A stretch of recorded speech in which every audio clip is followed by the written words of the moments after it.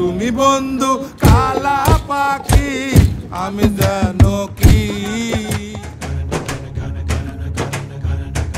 সাদা সাদা কালা কালা এখন মুখে মুখে ঘুরছে।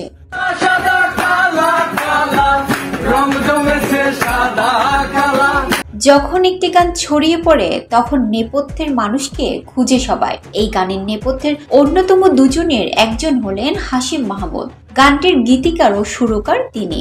আরেকজন হলেন শিবলু, যিনি গেয়েছেন। গায়ক শিবলুর দিকে আঙ্গুল দিয়ে দেখিয়ে দিচ্ছেন সিনেমার অভিনেত্রী তুষি। হয়তো বলতে চেয়েছেন যে হ্যাঁ, ইনি সাদা সাদা কালা কালা গানটি গেয়েছেন।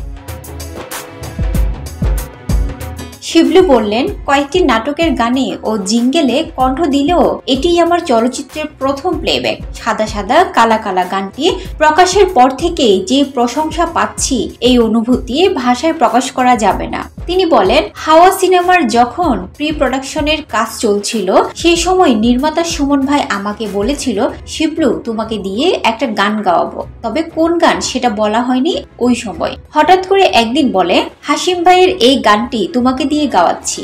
এরপর যখন রেকর্ডিং করা হয় খুবই এক্সাইটেড ছিলাম, কারণ প্রথম সিনেমার জন্য গান করা।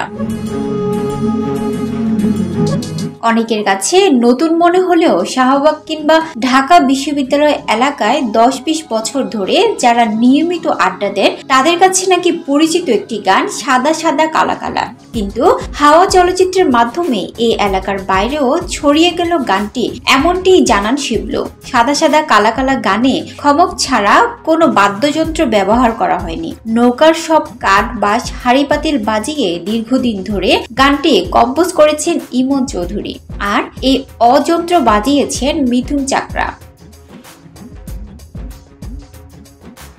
বেলোয়ারি পেঁয়াজ তেল, পেঁয়াজের রস চুল পড়া কমাতে যুগ যুগ ধরেই প্রমাণিত। অর্ডার করে আনিয়ে নিন বেলোয়ারি পেঁয়াজ তেল।